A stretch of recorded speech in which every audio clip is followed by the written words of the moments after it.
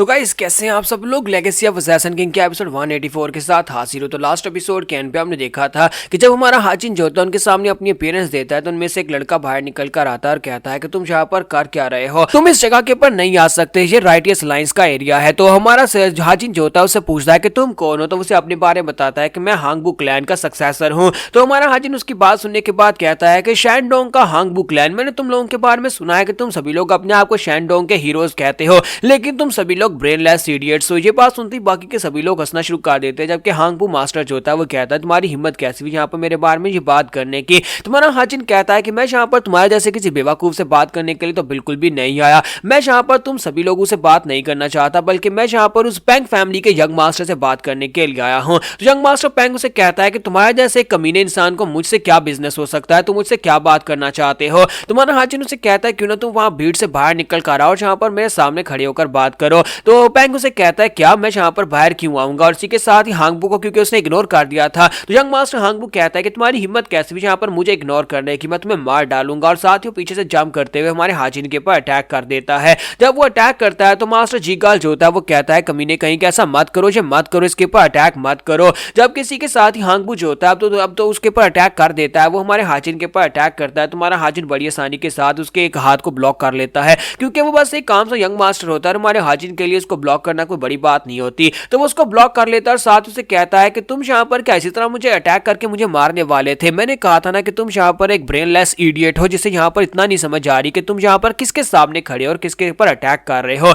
चलो ठीक है, अगर यहाँ पर बातों बातों में तुमने मेरी इंसल्ट कर दी, मैं इस बात को इग्नोर कर देता हूँ, लेकिन असल में मैं यहाँ पर डीमन सेक्टर का सक्सेसर हूँ। डीमन सेक्टर का सक्सेसर होने का मतलब यह है कि तुम्हारे सामने इस वक्त डिमोनिक सेक्टर का होने वाला लीडर खड़ा है और तुम यहाँ पर मेरे पर इस तरह से अटैक नहीं कर सकते, वरना मेरी रेपुटेशन का क्या बनेगा। और साथ ही उसका बाजू उखाड़ देता है और उसे कहता है कि तुम्हें इसकी सजा तो मिलेगी ही। और साथ ही उसका बाजू उखाड़ कर वहां पर पीछे अपने टाइगर की तरफ फेंकता है और टाइगर उसके बाजू को उठाकर खा जाता है, जिसकी वजह से सभी लोग बहुत ज्यादा डर जाते हैं और वो कहते हैं कि डिमोनिक सेक्टर के कमीने लोग तो कुछ ज्यादा ही खतरनाक हैं। तो नैमकुंग ब्रदर्स भी वहां पर यही बात कहते हैं कि ये तो कुछ ज्यादा ही क्रूल मेथड है। उसकी सिस्टर उसे कह दिया, लेकिन जहां पर इसकी क्रूएलिटी को नहीं देखा जाएगा, क्योंकि हांगबू ने खुद उसके ऊपर अटैक की, उस बेवकूफ ने यहाँ पर बिना सोचे समझे यंग मास्टर के ऊपर अटैक कर दी, जिसकी वजह से उसके साथ ये सब कुछ हुआ है। और साथ ही वो सोच रही होती है कि यहाँ पर बाकी के सभी लोग हांगबू की तरह इतने बेवकूफ नहीं है, अगर यहाँ पर बिना सोचे समझे इस यंग मास्टर के ऊपर अटैक कर दिया जाएगा तो ये सिर्फ एक इंडिविजुअल को मारने या फिर एक इंडिविजुअल के ऊपर अटैक करने की बात नहीं होगी, बल्कि यहाँ पर म्यूरे मलाइस और दूसरी तरफ से डिमोनिक डिवाइन कल्ट के लोग एक दूसरे से वार कर सकते हैं,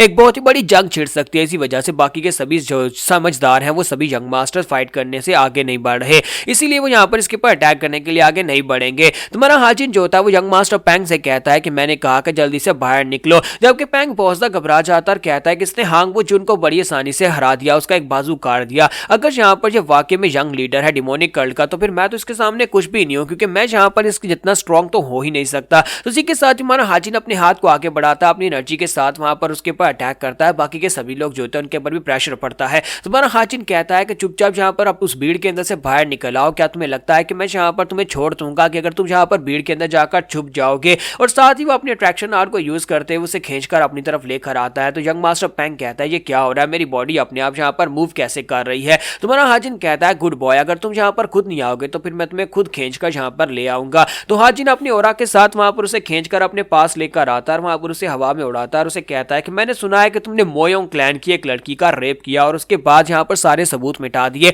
और वो लड़की के ऊपर तुमने इतना दबाव डाला है कि वो लोग भी यहाँ पर तुम्हारे खिलाफ कुछ नहीं कर रहे। तो ये बात सुनते ही बाकी के सभी लोग भी हैरान होते हैं। तो यंग मास्टर पैंग उसे कहता है कि तुम्हें ये बात कहां से पता चली। तुम्हारा हाचिन कहता है चलो शुक्र है कि तुमने यहाँ पर इस बात को एडमिट तो कर लिया कि तुमने ये गलत काम किया है, अब यहाँ पर बाकी की बातें करते हैं। फिर साथ ही उसे कहता है क्या तुम्हें यहाँ पर इस बात की गिल्टी महसूस हो रही है कि तुमने कुछ गलत काम किया, मैं यहाँ पर तुम्हें तुम्हारी कल्टीवेशन को क्रिपल कर दूंगा। जबकि यंग मास्टर पैंग उसे कहता है अपनी बकवास बंद करो, तुम यहाँ पर मेरे साथ ऐसा बिल्कुल भी नहीं कर सकते, हमारी फोर्सेस इस वक्त तुम्हें मारने के लिए आगे बढ़ रही है, वो तुम्हें जगह जगह के ऊपर ढूंढ रही है, हमारी पैंग फैमिली की आर्मी जो है वो तुम्हें ढूंढ निकालेगी और उसके बाद तुम्हें मार डालेगी अगर तुमने मुझे कुछ भी किया तो। ये बात सुनते ही हमारा हाचिन जो होता है बाकी सभी लोग उसे कहता है कि तुम सभी यंग मास्टर्स ने इस बात को सुन लिया ना, ये कमीना यहाँ पर पूरी की पूरी मीरम को वार में झोंकना चाहता है। तुम सभी लोग इस बात को तो समझ ही सकते हो कि इसकी आर्मी अगर मुझे मार डालेगी तो फिर क्या होगा। तो वो सभी लोग बातें करना शुरू कर देते हैं और कहते हैं क्या पैंग फैमिली के लोग पागल हो गए हैं। चलो ये ठीक है कि पैंग फैमिली के सोल्जर्स जो वो बाकी की आर्मी बाकी की फैमिली से ज्यादा स्ट्रॉन्गर है, लेकिन इस बात का मतलब ये तो नहीं है कि ये बिना किसी से मशवरा किए यहाँ पर ये सब कुछ कर सकते हैं।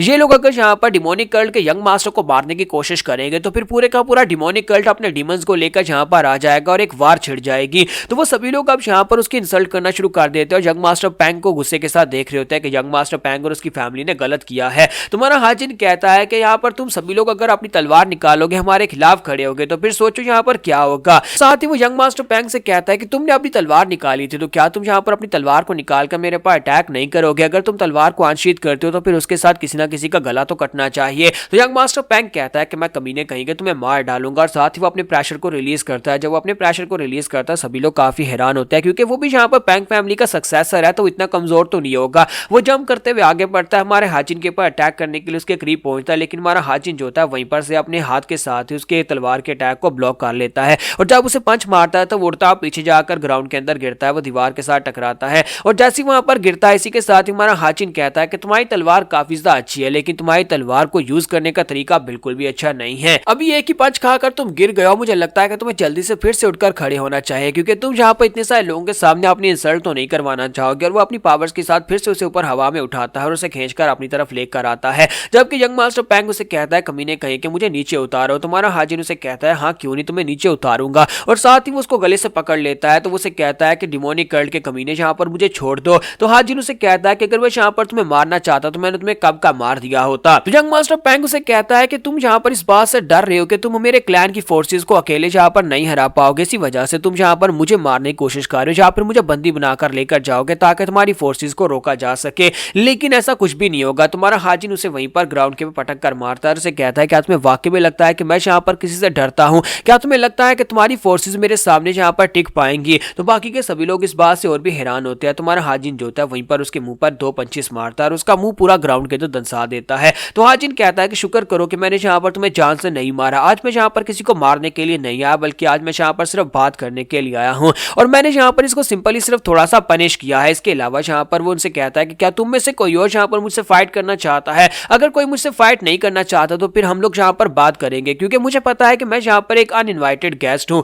हाँ, अब जबकि मैं यहाँ पर अनइनवाइटेड गेस्ट हूँ और सभी यंग मास्टर जो कि आने वाले इस वक्त में यहाँ पर अपने अपने सेक्टर के लीडर बनेंगे, नई जनरेशन के लीडर्स के साथ मैं यहाँ पर बात करना चाहता हूँ, तो क्या तुम में से कोई मुझसे बात करना चाहेगा? तो यहीं पर से नेक्स्ट सीन जो होता है डिमोनिक कल्ट का दिखाया जाता है जहाँ पर डीमन गार्ड अपनी कुर्सी के ऊपर बैठा होता है और कहता है कि मुझे ये बिल्कुल पसंद नहीं है। तो जनरल स्ट्रेटजिस्ट उसे कहता है क्या हो गया सर? तो वो उसे कहता है कि मैं यहाँ पर ये सोच रहा हूँ कि अगर मेरा यंग मास्टर यानी कि हमारी जो सेक्टर का यंग सक्सेसर है अगर वो यहाँ पर इन बच्चों को भी हैंडल नहीं कर पाएगा तो फिर यहाँ पर क्या कर पाएगा? मुझे लगता है कि वो ये कर सकता है, अगर वो यहाँ पर उनसे बात करे ठीक तरीके से तो वो सभी यंग मास्टर्स को अपनी साइड के ऊपर लेकर आ सकता है। तो जनरल स्ट्रेटजिस्ट उसे कहता है कि सर क्या आप यहाँ पर इतनी दूर से बैठे बैठे हमारे यंग लॉर्ड की पावर को महसूस कर रहे हैं? तो वो कहता है कि हाँ मैं यहाँ पर उसकी की पावर को महसूस कर सकता हूँ। तो यहाँ पर हम लोग अपनी एपिसोड 184 का एंड करेंगे। नेक्स्ट एपिसोड में देखेंगे क्या हमारा हाजिन उन सभी लोगों को मना पाएगा, उनको अपनी बात बता पाएगा, समझा पाएगा, उन्हें अपनी साइड के ऊपर लेकर आ पाएगा या नहीं।